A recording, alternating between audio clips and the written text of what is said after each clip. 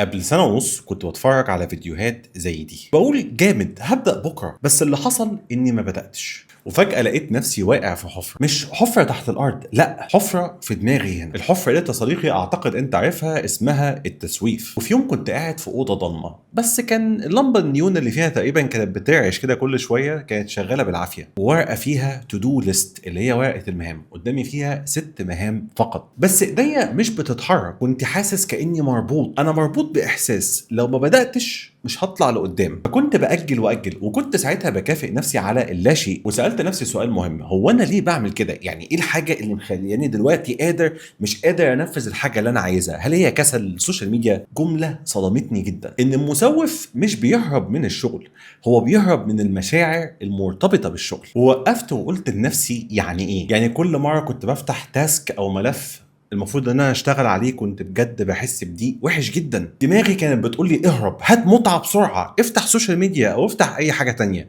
المهم بلاش تشتغل. رحت يا صديقي شغلت يوتيوب على التلفزيون، ودي اكتر حاجه انا بحب اعملها، نتفرج على الفيديوهات بتاعه الجيمنج على التلفزيون بتاعي. وطبعا ما اقدرش اقول لك لما شفت الفيديوهات ديت كنت حاسس بنشوه ما شفتهاش في حياتي قبل كده، وده طبعا الدوبامين اللي حضرتك بتاخده لما بتشوف الفيديوهات ديت. ومن هنا بقى انا اكتشفت حاجه هتفيدك جدا وفادتني انا شخصيا، وهي 5 مراحل بس هتقدر تخليك تتخلص من التسويف للابد. ركز كده معايا في المرحله الاولى، لان دماغك بيدور على المكافاه السريعه، مش عاوز حاجه على المدار البعيد، عاوز يبقى مبسوط دلوقتي. التسويف مش كسل، دي غريزه جواك. دماغك بترجح الضحكه اللحظيه فضلا عن انك تقعد تشتغل في شيت اكسل او فيديو اديتنج فيديو او كورس، وبعد كده تاخد المتعه بس على المدار البعيد. بس برضو السؤال هنا اهو، انا عملت ايه؟ طبعا انا هفاجئك بالنتيجه اللي غيرت حياتي. تعال بقى اقول لك انا عملت ايه.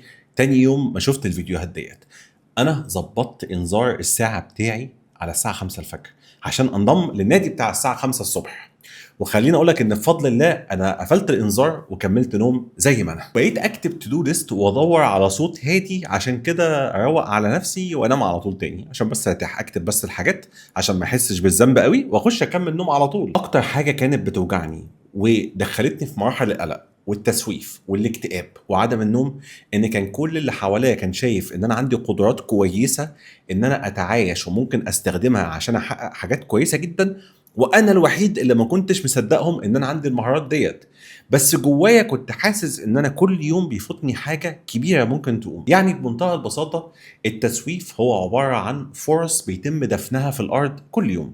يعني حلمك انك تشتغل فريلانسر، حلمك انك تاخد كورس، كل ده بيدفن مع كل فرصه تسويف بتروح عليك. وخليني بس افكرك بحاجه، انت شايفني دلوقتي بعد ما تميت 37 سنه وفتحت قناه اليوتيوب ديت دلوقتي، فتقدر تقول كده ان انا اتاخرت بس 17 سنه عشان ابتدي حاجه انا بحلم بيها من وانا عندي 20 سنه. اهلا بيك في نادي التسويف. وهنا بدات اخش في دوامه اسمها تسويف، جلد ذات، احباط، منومات، نام، ريبيت، عيد تاني الدوره من الاول. وعشان كنت عالج دوت كنت محتاج ان انا اكسر الحلقه ديت. بس تسالني ازاي؟ انت شفت عشرات الفيديوهات يا حسن، ازاي فجاه من وسط مئات ومئات الساعات من المحتوى عرفت انك في الاخر تعدي من الموضوع ده؟ خليني اقولك ان انا كنت مشتت جدا، وفعلا ما كنتش بعرف اخلص اي شغل كان موكل ليا. يعني مثلا انا جيت واجهت نفسي بحقيقه مره جدا. جيت في يوم من الايام نزلت ابلكيشن اسمه كلوكيفاي، ولسه هشرحه في فيديوهات المساعد الافتراضي. كلوكيفاي دوت انا حبيت بس اعرف انا اشتغلت قد ايه عشان اعرف مدى انتاجيتي في اليوم. انا دايما بقول للناس انا مشغول، انا مش فاضي، انا تعبان، انا كذا.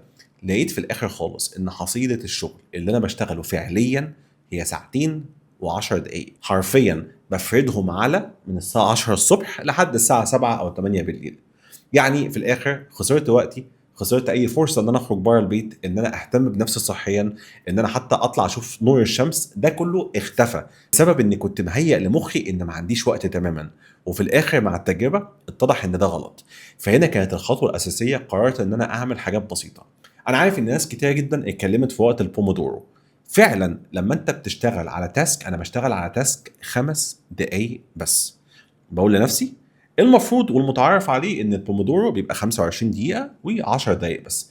في حالتي انا مع حد يعني كثير التشتت، قررت ان انا اشتغل 5 دقائق بس على اكتر مهمه مجهده ليا. وفعليا ال5 دقائق دول بقوا 50 دقيقه.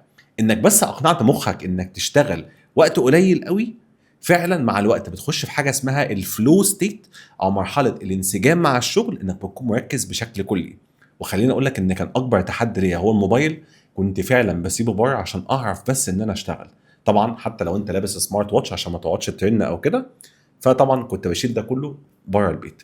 وخليني اقول لك ان اليوم الوحيد اللي انا عملت فيه كده اهو، انا خلصت او اكتشفت ان انا خلصت التاسك بتاعت الاسبوع كله تقريبا في اول 7 ساعات في اليوم بتاعي، وخلصتها بانتاجيه زي الفل. وطبعا مش قادر اقول لك كميه النشوه اللي انا حسيت بيها لما خلصت ال 50 دقيقه دول، وانا قاعد بدوس كده تشيك تشيك تشيك. وافتكر دايما ان انا من اقل الناس اللي بتحب تكتب حاجه بايديها. قلت انا هخلص لحاجه هكتب نقط عريضه، وعلى اساسها هخلص التاسك الاساسيه اللي قدامي او المهمه الاساسيه اللي قدامي، واشتغل على اللي بعديه على طول.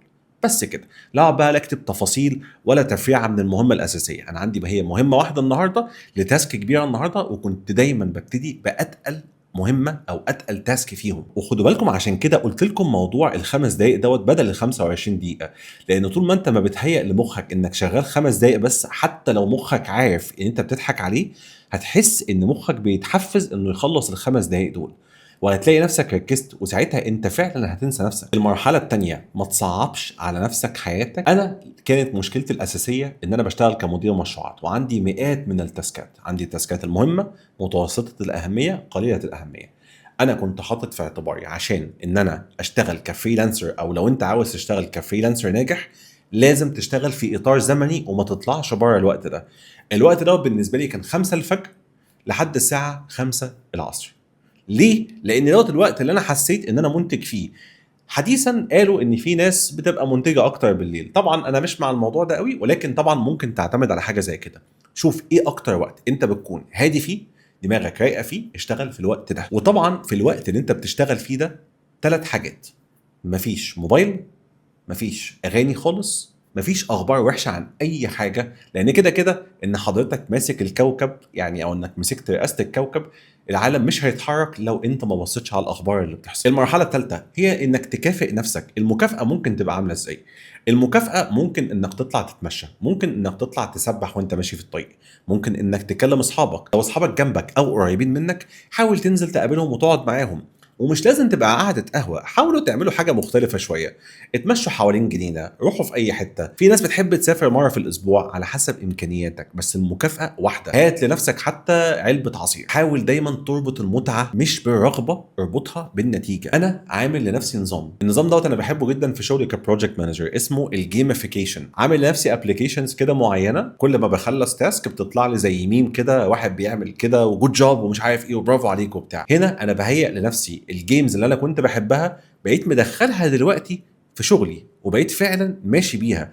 والموضوع ده بجد ممتع جدا وبحبه قوي. المرحله الرابعه انك تستعين بواحد صاحبك، صديق ايجابي بيشجعك، مش صديق سلبي يضايقك او يحبطك. صاحبي كان شغال معايا في نفس المجال، بس هو كان في السعوديه وانا كنت في مصر، فاتفقنا مع بعض ان احنا الاثنين هنخش مع بعض زوم ميتنج كل شويه لما يكون عندنا تاسك مهمه، لان هو كان بيسوف وانا كنت بسوف. فكانت بقى خطتنا ايه؟ ان احنا نفتح الميتنجز كل شويه ساعه او 45 دقيقه لحد ما الزوم ما يفصل، ونبتدي ان احنا الاثنين نحط ميوت ونشتغل قصاد وش بعض، وافتح الكاميرا بتاعتي وبتاعته، ونبتدي نخلص المهام، واللي يخلص الحاجه للتاني يبتدي يهني التاني ان هو خلصها. تافهه بس صدقني هتفرق جدا معاك، لان من اللحظه ديت انتوا بقيتوا الاكونتابيلتي بارتنرز، يعني شركاء النجاح. احنا النهارده بنخلص مع بعض الحاجه دي، لازم تخلص. بس خد بالك، ما تعتمدش عليه بنسبه 100%، عشان برضه لو هو حصل له ظرف فانت تخلع، لا، انت حاطه من وسط الخطه اللي انت اساسا كده كده بتنفذها. طب لو هو وقع، حاول ترجعه تاني للطريق بتاعه، والعكس صحيح برضه. واخيرا كنت مسوف وبقيت صانع قرار. عارفين بجد كانت ايه اكتر حاجه بتحبطني وبتوقفني؟ زي الفيديو اللي انا بصوره دلوقتي دوت، هو ان انا